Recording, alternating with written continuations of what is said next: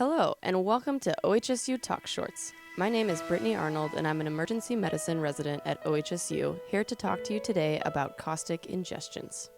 Imagine you're working an ED shift when you're called to the resuscitation area to see a 3-year-old male patient. His mother states that about 20 minutes ago, he ingested half a cup of drain cleaner that was under the kitchen sink. When you arrive to the patient's room, he is visibly distressed, sitting forward, drooling, has stridor, and is tachypnic to the high 30s. He also has vomit stains on his pants and his shirt.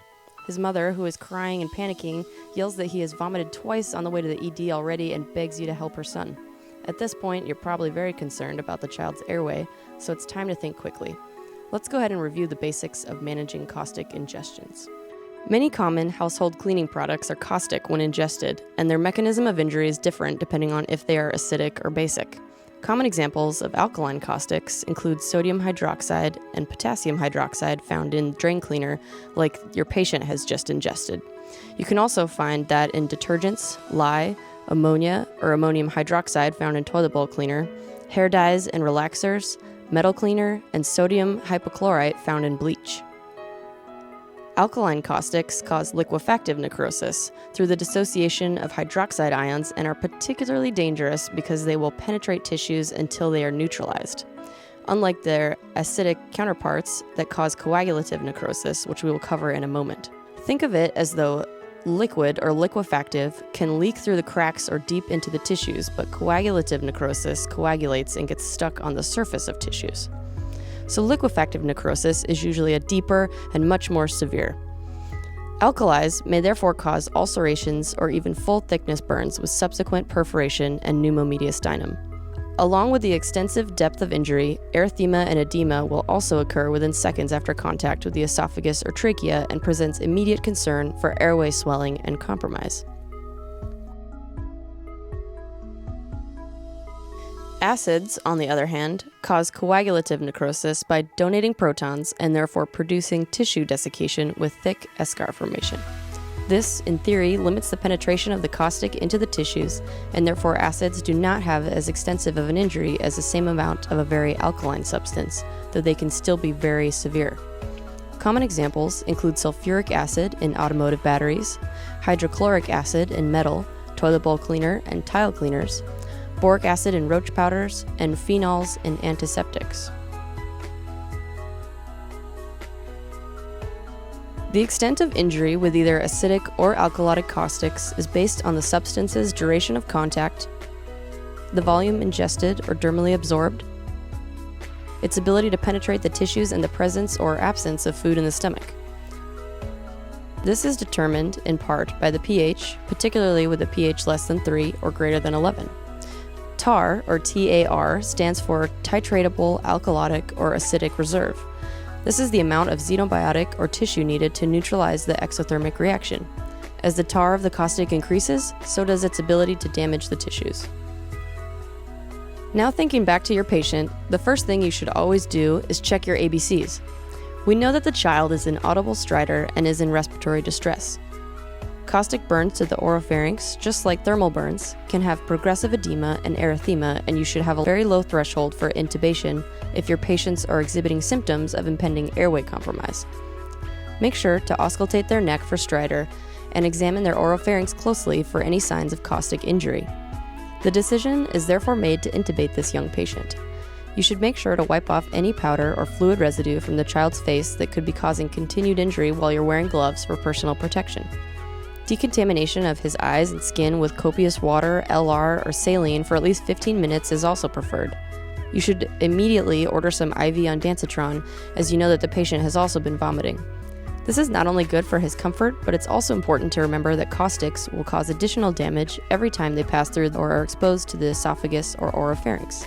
For that reason, you should also never induce vomiting in patients that have ingested caustic substances and suppress vomiting whenever possible. Fast forward. Now your IV is placed, your RSI supplies and personnel are all at hand, and you're ready to intubate. Use video or direct laryngoscopy to visually evaluate any friable tissue. Similarly, you should be very cautious when inserting the laryngoscope to avoid further injury. If possible, avoid neuromuscular blockade and just use sedation, as airway edema and bleeding may distort your ability to later mask the patient if you are unable to pass the tube through his edematous cords. A single dose of dexamethasone on initial presentation may also be considered to reduce airway edema in patients with stridor. The dosing is 10 mg in adults and 0.6 mg per kg in children. With our patient now safely intubated, we begin to consider other treatments and decontamination. You remember that charcoal is often used for early toxic ingestions, but this is absolutely contraindicated in caustics because it may interfere with necessary endoscopy. And if there's any esophageal or tracheal perforation, you can also get charcomediastinum. Additionally, many caustics are not absorbed by charcoal. Dilutional therapy with milk or water has also not been shown to be of benefit and may actually cause more vomiting. The urge to neutralize pH and therefore slow down or stop caustic injury, while seemingly logical, should also always be avoided. Attempting to neutralize any caustics may induce an exothermic reaction, which may exacerbate the already existing chemical burns with thermal injury, and this will also generate gas as a byproduct. Placement of an NG tube or gastric lavage is also contraindicated in most patients, as the risk of perforation far outweighs any benefits. The only scenario where a small NG tube may be carefully placed for gentle gastric lavage is in patients with massive, intentional acidic ingestions of a caustic which causes severe systemic toxicity, something like hydrofluoric acid. As the ingestion of massive amounts of hydrofluoric acid carries very high morbidity and mortality, the risks of the procedure of placing an NG tube outweigh the benefits in this life-threatening scenario. Other considerations for immediate stabilization of patients after intubation include initiation of empiric IV fluids for third spacing and any possible hypotension that may develop with burns. Cardiothoracic or general surgeons should also be contacted immediately for emergency surgery with any signs of perforation, things like pneumomediastinum, rigid abdomen, or persistent hypotension. Once your patient is stable, he should be admitted to the appropriate medical service, and GI should be consulted for endoscopy and grading of injury. This should be done within the first 12 to 24 hours after ingestion. Patients with signs of caustic injury to the posterior oropharynx, esophagus, or stomach, such as chest or abdominal pain, the inability to tolerate oral intake, or vomiting, should also have early endoscopy to detect subclinical injury, which may later develop esophageal strictures. The endoscopic grading of injuries are as follows. Grade 1 esophageal injury is mild hyperemia or edema with no ulceration. This carries a very low stricture risk, and patients do very well without further treatments. Grade 2A injuries have submucosal lesions or ulcers that may be intermittent along the length of the esophagus and are not circumferential. These injuries also have a rather low risk of stricture, and patients may start eating soft foods again immediately as they can tolerate. Grade 2B injuries are more concerning and exhibit submucosal lesions or ulcers that are near circumferential. These have a much higher risk of perforation, stricture, and infection. There is some evidence from the early 2000s to suggest that steroids may be helpful to prevent stricture formation in grade 2B patients, but later reviews showed no benefit. The debate therefore continues as to the utility of steroid use in these patients, but in general, emergency providers will not be responsible for providing steroids to patient with caustic injury unless stridor is present, as grading of the lesion will occur in the endoscopy suite later down the road. Grade 3 injuries are deep ulcers with necrosis into paraesophageal tissues, but without perforation. These will progress to strictures regardless of whether or not steroids are used, and they are therefore entirely contraindicated. In these patients, GI may place an esophageal stent for 3 weeks to prevent stricture. This is associated with its own inherent risks of mechanical trauma, reflux, and aspiration. Grade 4 injuries are the most severe, and these all have esophageal wall perforation.